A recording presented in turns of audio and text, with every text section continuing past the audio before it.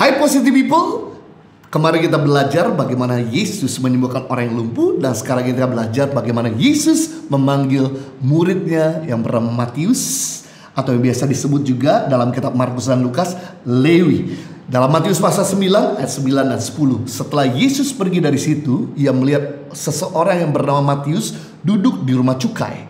Lalu ia berkata kepadanya, "Ikutlah aku." Maka berdirilah Matius lalu mengikuti dia. Kemudian ketika Yesus makan di rumah Matius, datanglah banyak pemungut cukai dan orang berdosa, dan makan bersama-sama dengan dia dan murid-muridnya.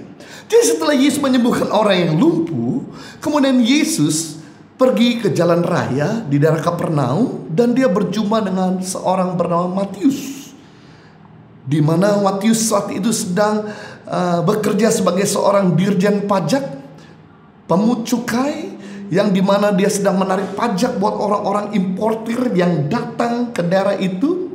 Dan kemudian Yesus datang berjumpa dengan Matius ketika Matius sedang bekerja. Yang menarik di sini rupanya cara Yesus memanggil seseorang, cara Yesus berbicara pada seseorang ketika orang tersebut sedang bekerja. Luar biasa sekali.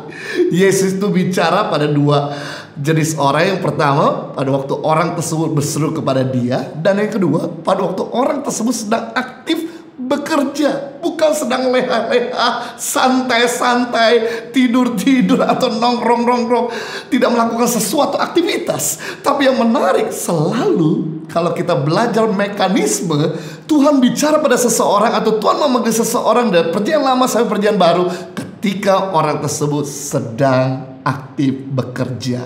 Saya teringat pada waktu Adam sedang diminta sama Tuhan untuk menyebut nama-nama binatang. Dan setelah Adam melakukan semua pekerjaan dan menyebut nama-nama binatang, dan kemudian dia tertidur, disitulah Tuhan akhirnya mempertemukan dan menciptakan Hawa untuk Adam. Luar biasa, menarik bukan? Berarti kalau kita pengen dapat pasangan hidup, syarat pertama, jangan jadi pengangguran. Kalau engkau pengen diberikan pasangan hidup, jadilah orang yang aktif bekerja. Berikutnya, Abraham ketika sedang bekerja aktif atau sedang berusaha di daerah Ur Kasdim, di kampung halamannya, di mana Tuhan memanggil dia untuk keluar dari tanah Ur Kasdim. Ur Kasdim di daerah Irak, Kuwait sana. Dan Tuhan hendak memberikan sebuah tanah perjanjian untuk Abraham, membuktikan bahwa Tuhan memanggil Abraham ketika dia sedang berdagang atau berusaha. Yang ketiga, yang menarik di sini, ketika Ribka sedang aktif bekerja menimba air, kemudian bujang Abraham melihat wanita ini rajin, wanita ini aktif, dan kemudian dia berkata, dari semua wanita-wanita yang sedang bekerja menimba air, bagi dia yang mau siap memberikan onta-ontaku air minum, dialah wanita yang cocok buat anak dari tuanku Abraham, yaitu Ishak. Dan ditemukanlah ternyata Ribka ketemu dengan Ishak pada waktu Ribka sedang bekerja aktif.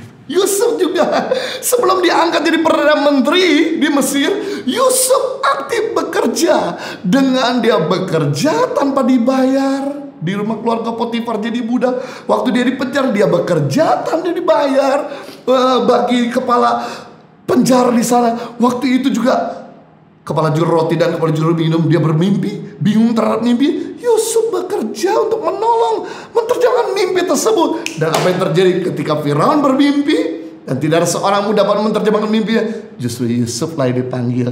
Dan Yusuf akhirnya menjadi Prince of Egypt, Perdana Menteri atas negara ahli kuasa, yaitu Mesir. Yang menarik berikutnya juga, Matius ketika sedang aktif bekerja, jangan dipungut cukai, dirjen pajak, Tuhan Yesus sengaja datang kepada Matius.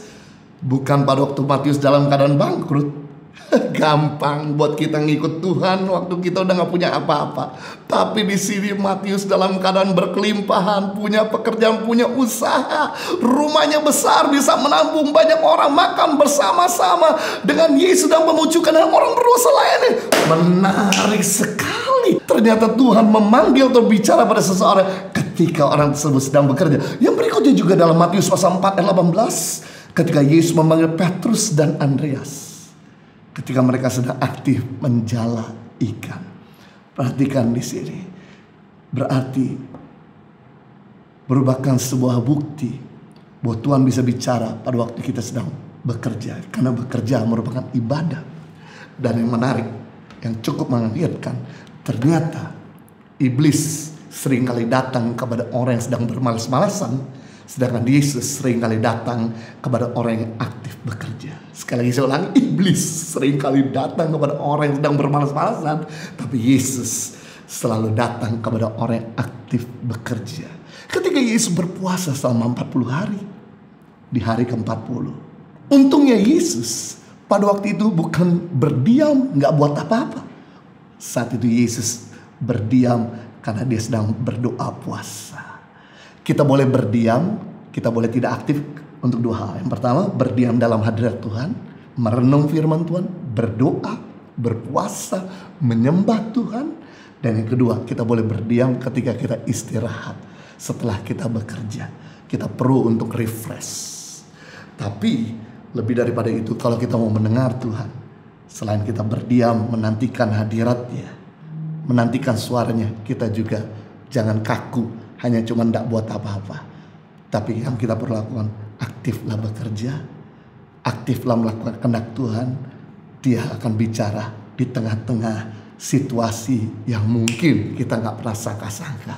Saya percaya kalau Tuhan bisa memanggil Matius, bicara pada Matius, Tuhan bisa berbicara kepada Petrus dan Andreas ketika mereka sedang bekerja, maka Tuhan yang sama saat ini juga akan bicara kepada saudara pada waktu saudara sedang aktif bekerja.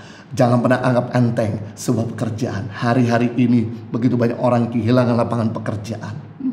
Jadi kita mesti bersyukur terhadap pekerjaan yang Tuhan sudah percayakan sama kita. Lakukan sebaik mungkin dan jangan pernah untuk kita bermalas-malasan ataupun menyia-nyiakan pekerjaan yang Tuhan sudah percayakan kepada kita. Tuhan Yesus memberkati.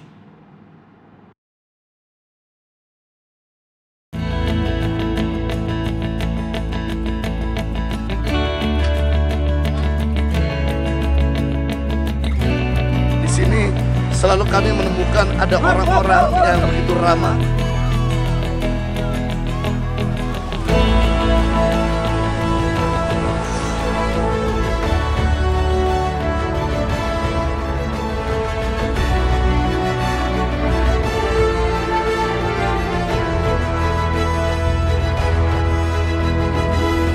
Suka duka, perjalanan tangan pengharapan dalam membangun pendidikan di pelosok tanah air Indonesia.